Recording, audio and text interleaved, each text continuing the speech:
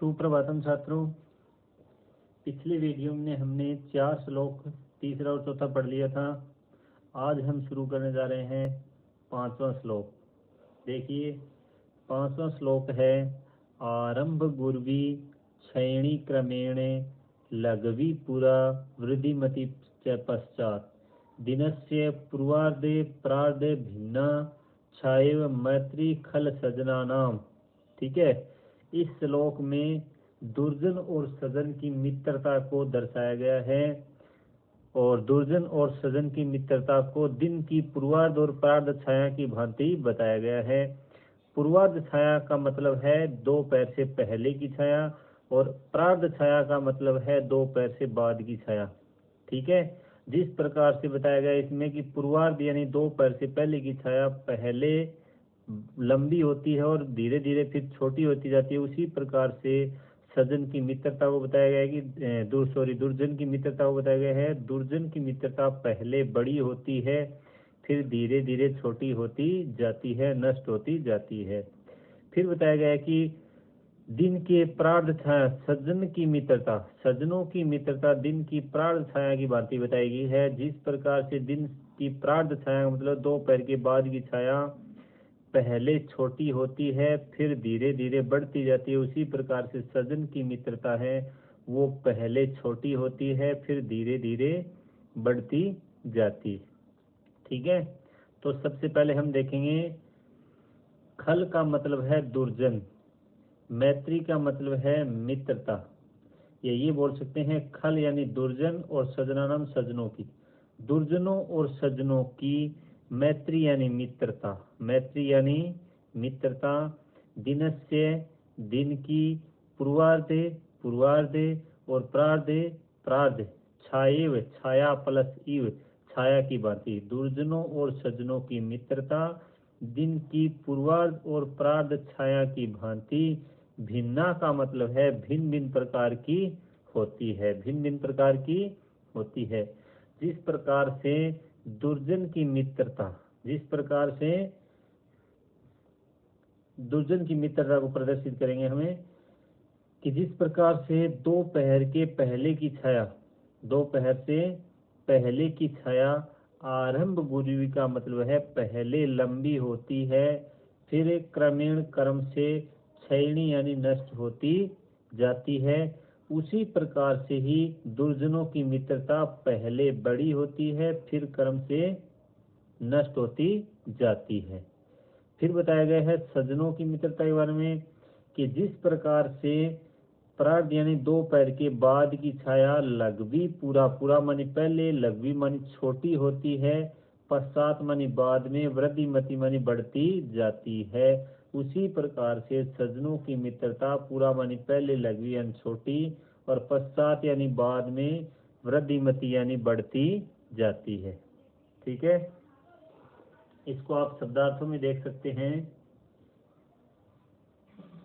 जैसे खल का मतलब है दुर्जनों और सज्जनानाम सज्जनों की मैत्री यानी मित्रता दिनस्य दिन की पूर्वार्धे पूर्वान है, जिसको हम पूर्वान है कहते हैं।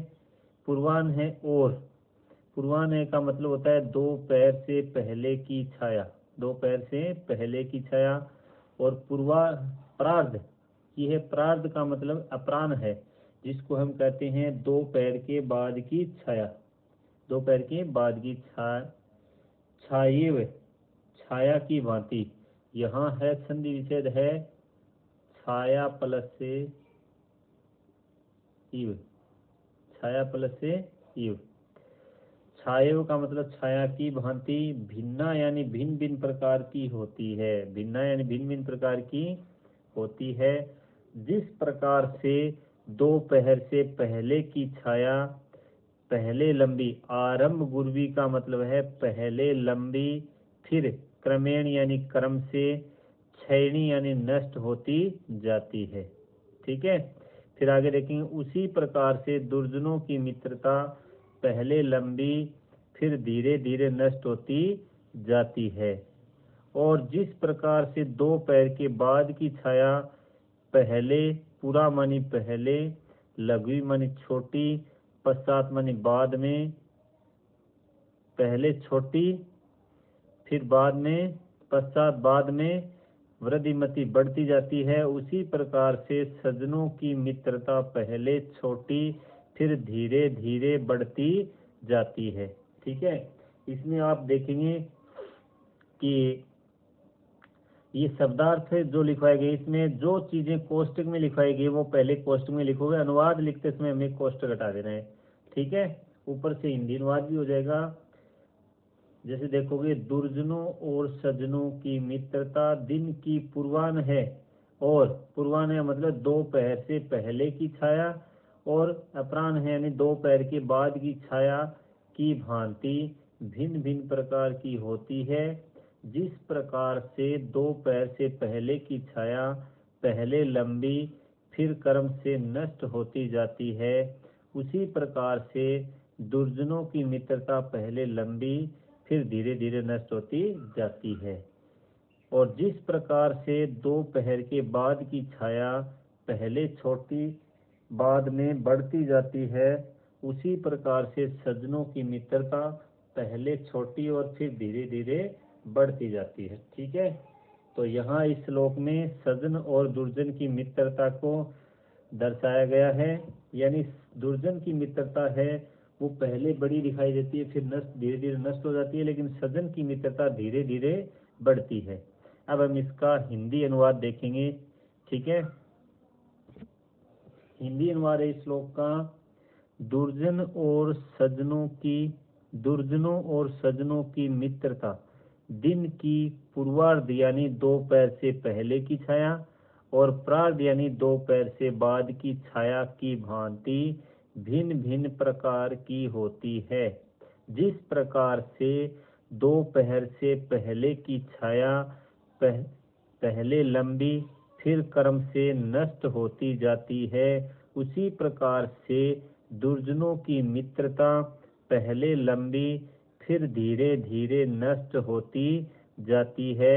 और जिस प्रकार से दोपहर से बाद की छाया पहले छोटी बाद में बढ़ती जाती है, उसी प्रकार से सज्जनों की मित्रता पहले छोटी फिर धीरे धीरे बढ़ती जाती है। ये हो गया इसका हिंदी अनुवाद।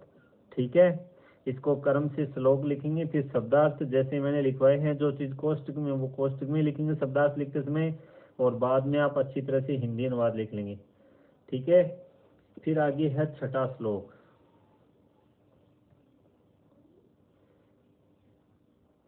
छठे श्लोक में है, यत्रापि कुत्रापि गता भवेयुः हंसः महीमंडल मंडनाय हानिस्तु तेषां हि श्रौराणाम येषां मरालय सह विप्रयोग है।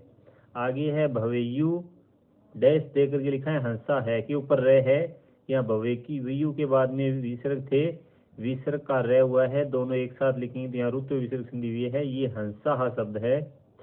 तो यहाँ इस श्लोक में हंसों की शोभा को बढ़ाया गया है। हंसों के बारे में बताया गया है कि हंसा का मतलब है हंस।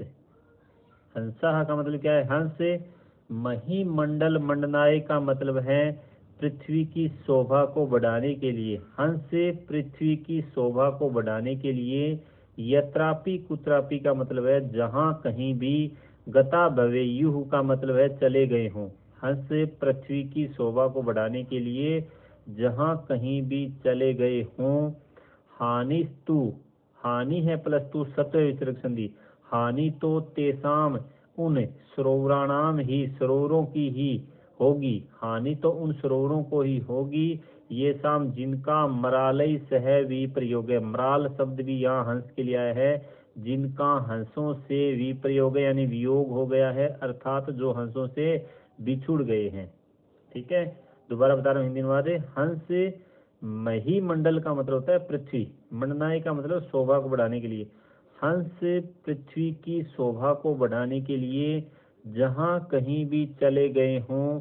हानि तो उन सरोवरों को ही होगी जिनका हंसों के साथ विप्रयोग यानी वियोग हो गया है, अर्थात जो हंसों से बिछुड़ गए हैं। कहने का मतलब ये है कि हंस है वो पृथ्वी की शोभा को बढ़ाने के लिए दूसरी जगह चले जाते हैं, तो हानि उन तालाबों को ही होगी। किन को होगी?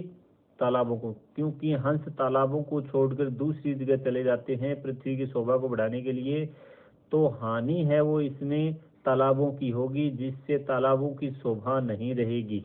ठीक है। फिर आगे नीचे आप देखेंगे शब्दार्थ से, हंसाहा का मतलब है हंस। यहाँ विसर्ग लगा सकते हैं, क्योंकि श्लोक के अंदर लोक विसर्ग संधि हुई, इसलिए विसर्ग दिखाई नहीं दे रहा आपको। हंसाहा हंस महीमंडल पृथ्वी की मंडनाए शोभा को बढ़ाने के लिए। यत्रापि कुत्रापि का मतलब है जहाँ कहीं भी। भवेयुः का मतलब है चले गए हों। हानि है तू, हानि तो तेसाम उन सरोवराणाम ही, सरोवरों को ही, तालाबों को ही होगी। ये शाम यानी जिनका, मरालय है हंसों से, विप्रयोग है वियोग हो गया है, अर्थात जो हंसों से बिछुड़ गए हैं। इसका हिंदी अनुवाद ऊपर से देख सकते हैं। हंस पृथ्वी की शोभा को बढ़ाने के लिए जहाँ कहीं भी चले गए हों, हानि तो उन सरोवरों को ही होगी जिनका हंसों से वियोग हो गया है। विप्रयोग का मतलब लिखा हमने वियोग, जो बिछुड़ गए हैं, अर्थात जो हंसों से बिछुड़ गए हैं। ठीक है। ये हो गए छठे श्लोक के शब्दार्थ। अब आगे हम देखेंगे इसका हिंदी अनुवाद। हिंदी अनुवाद है इस श्लोक का। हंस पृथ्वी की शोभा को बढ़ाने के लिए जहाँ कहीं भी चले गए हों, हानि तो उन सरोवरों को ही होगी जिनका हंसों से वियोग हो गया है, अर्थात जो हंसों से बिछुड़ गए हैं। ठीक है। ये हो गया अपना छठा श्लोक कंप्लीट।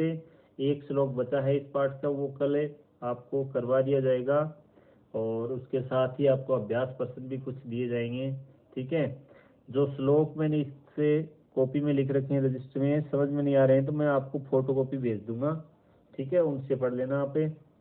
और पहले इसमें 5वें श्लोक में आपको सज्जन और दुर्जन की मित्रता को दर्शाया गया है, और इससे छठे श्लोक के अंदर आपको हंस की शोभा को दर्शाया गया है कि हंस तालाबों की शोभा बढ़ाते हैं, लेकिन दूसरी जगह अगर चले जाते हैं तो उन तालाबों को हानि होती है जो हंसों से बिछुड़ जाते हैं।